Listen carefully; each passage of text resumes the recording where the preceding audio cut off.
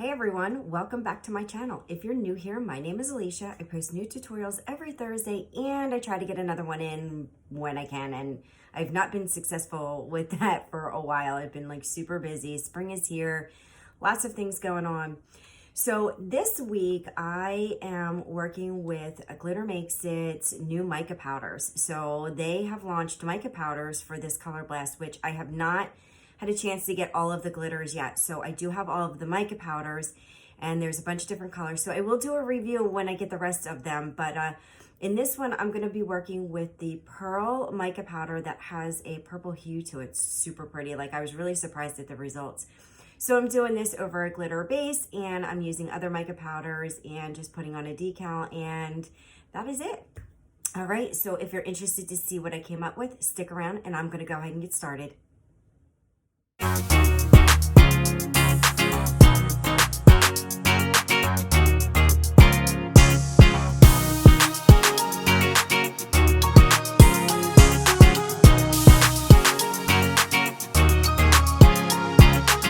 Alrighty guys, so I am using a 20-ounce skinny straight from Stainless Steel Depot, and I am going to apply my glitter using the tack-it method. So the tack-it method is used with Aleene's tack-it over and over.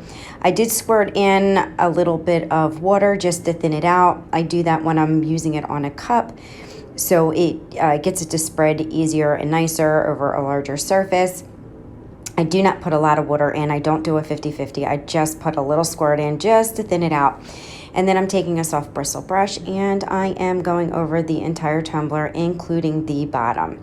So I just want to say that if you're not familiar with tack-it, Aleene's tack-it over and over goes on white and then dries clear, and when it dries it is tacky, it's sticky, and that's what we want when we're doing the tack-it method. And so after I put this on, I'm going to let this dry for about 10 or 15 minutes. You can speed it up with a heat gun or a blow dryer, but make sure it's completely dry before you go ahead and start to apply your glitter, because if it's not, your glitter will clump up. Geez, sorry, excuse me. It will clump up, and that's not what you want. So this is, I actually think let this dry for like a half an hour. I walked off, as I always do. And so I am taking this glitter called Warp Speed, which is an absolutely gorgeous silver. So it's not a light silver, it's a little bit darker, but this is holographic, and the color on here is absolutely gorgeous. I can't wait for you to see it under a different light and once it's tacked down. So I'm going to do a full glitter dump on here. I am not holding back. I want to make sure I would get good complete coverage and that you know, I didn't miss any spots. So I did a full glitter dump and then had to dump back into my container because like I dumped too much. But anyway, so I'm going to go ahead and finish this out and sprinkle it on. I don't want to tap too much off of it. Like sometimes I do like a really hard tap, but on this one I do a super light tap because I want to keep as much glitter on there as possible.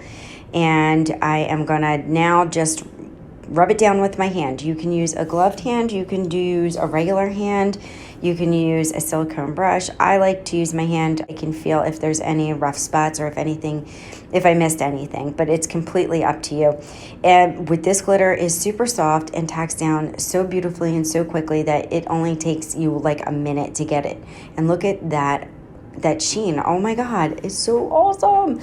All right, so once I get done that, I'm gonna go right in and I'm gonna give it a coat of polyacrylic, because I don't want my epoxy to repel, and people not seal this, so it's up to you what you want to do. I just prefer to seal it just to make sure that my epoxy does not repel, because now it is a super slick surface that after you've tacked it down. So I'm going to let that dry for about 40 minutes to a half an hour. You want to make sure that's nice and dry, because if it's not, it will make your resin cloudy.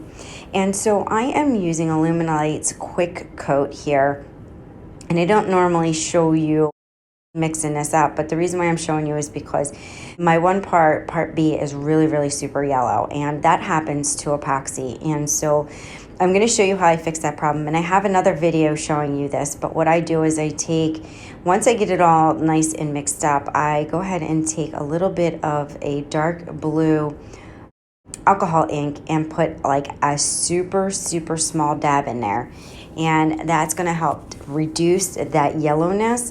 It doesn't really reflect on your cup unless you're using white, because people say, oh, you never see it on white. I've seen it on white. I've seen my really yellow resin turn a white cup like a shade yellow, like instantly. So I do like to do this. I am doing this over a gray cup and it wouldn't be noticeable, but I figured I would show you this little trick anyway. The color I am using is Indigo by Tim Holtz, and when I say you only need a teeny tiny little dab, I'm not even kidding. You really barely need anything in there. And that is gonna change that yellow. It's gonna lighten it up and it's gonna look a lot more clear. So I have another video, I'll link it above, where you can really see the difference better than you can see it here. And you know what, guys? I'm really sorry. I know there's an echo, and it's because I'm in an empty office at work because I'm doing this during my lunch hour. I am running, when I say I'm running out of time, I'm running out of time. So anyway, so now I'm just going to put, and I've got 25 mLs mixed up of my epoxy. Again, it's the Luminite Quick Coat that I'm using, and I'm giving it just a nice even coat. I emphasize all the time, do not overwork your epoxy because it will create bubbles. And I just want to make sure I get nice, good coverage, and then it's going to self-level itself out. And I'm going to give it a quick torch with my, my kitchen torch and let it go for 6 hours. Actually, no, I'm sorry. I'm not going to let it go for 6 hours. I lied. I am going in and splitting the rest up. So I actually mixed up probably like 40 mLs and used 25 on the cup. And now the rest I'm splitting up into cups, and that's what I'm showing you here. And I'm going to use this Glitter Makes It new mica powder. It is the pearl with the purple. And then I'm using this other brand, which is black. And Glitter Makes is just starting with their mica powders. I know they're going to come out with black at some point, they just haven't yet. So I'm just going to go ahead and give this a good mix. Make sure you mix it really well, that there's no clumps in there, because it will come out on your cup. Like if you have a clump, you will see that. So you got to make sure you give it a good mix. Some people put the micas on the bottom. I put them on the top. There's no right or wrong. It doesn't matter. You can put the mica in the cup first and then do the epoxy over top and mix, or vice versa. Just be aware when you do on top that it could puff up on you. All right, so now I'm just using my popsicle stick and I'm just drizzling lines all over the cup side by side, and I'm just getting the best coverage that I can get on here with what I've got. I don't have a whole lot in this cup, but I am going to use all of it. And so you can start to see you're starting to see a little bit of that purple hue, and it's kind of hard because it's over a holographic base. But when I start to mix these up, you'll really see. So now I'm taking this black and I'm doing the exact same technique. I'm using my popsicle stick and I am drizzling it over. And I do drizzle it when I have a lot. And then when I start to run low, I actually put the actual popsicle stick on the cup. It's okay to do this. It won't hurt it because it's going to be self-leveling anyway. And you're going to be using your heat gun or blow dryer to heat up and blend these epoxies, this white and this black.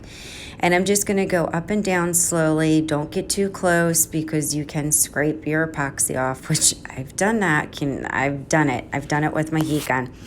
And after about 30 seconds or a minute, you're going to see it's going to start to heat up and it's going to start to move and shift.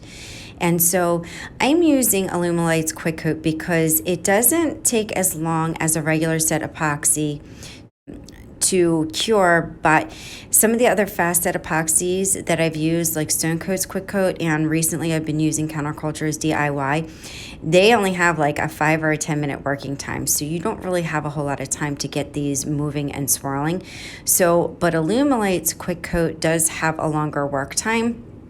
So that's why I use this rather than a regular set epoxy, because I wanted to get some movement, but I didn't, once I got it set where I wanted it, I didn't want it to move or swirl a whole lot more than that. So I was really looking for this kind of stripey, I don't even know what you want to describe it as, marbly-ish, but I wanted to still see quite a bit of the glitter underneath. So, but I didn't want it like swirling up and down. I just kind of wanted the stripes to be side to side. So I went in with the black and I put some more in. And so, you know, you can just fuss with it as long as you want, and, you know, with as much mica powder that you want and as many colors as you want to get, you know, to achieve a look. You know, of course you can do this and get, you know, your rainbow or whatever, but I really like the holographic underneath. I love the shimmer. I love the glitter. I love the color shift on it. So, but you can see now, look, you can see the purple coming out in that white mica powder. So now it looks like you got 3 colors on there. So now it looks like you've got the purple, the white, and the black, and you've only used 2 mica powders. So like, I think this is like super cool. And Glitter Makes It has one with a green hue, pink hue, blue hue, and purple. I don't think there's any others. It escapes me at the moment, but you will definitely see when I do my review, which I should be getting all the glitters very, very soon. And then I did get some on the bottom, and I wound up later wiping it off because I didn't like the way it fell. So I just kind of smudged it off with my finger, and you can do that. So I do not put my fingers on this cup at all. I use the popsicle stick and the heat gun to get this swirling effect. All right, so I'm pretty much happy with this, and I'm just gonna let it turn. I am gonna give it a quick torch with my kitchen torch to make sure that there is no rogue bubbles in there. And then I'm gonna let this turn for 8 hours before I'm ready to put on my decal.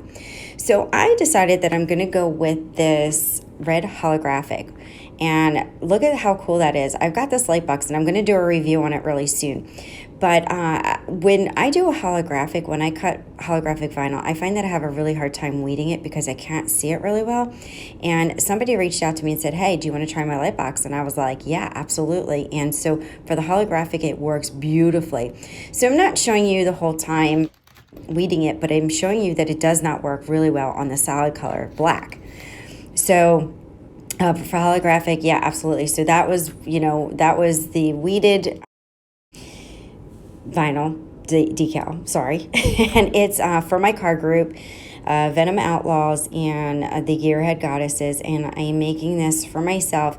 I did make 2 cups. The one I showed you earlier in the video was the pearl mica with the purple, and then I did a second cup over red glitter, and I did the black and the white, just plain pearl, and you'll see what that looks like on the cup as I'm applying it now. So you can see that black and just the white pearl over the red base, which is like totally cool too. So I layered my decal, and then I'm just putting it on. I'm pressing down the center and from side to side to get it placed on the cup really nicely. And then after I get this on, I'm going to be ready for my final coats of epoxy. And so this is it for this. The mica powders and my decal and the light box, really super cool. I will link that down below.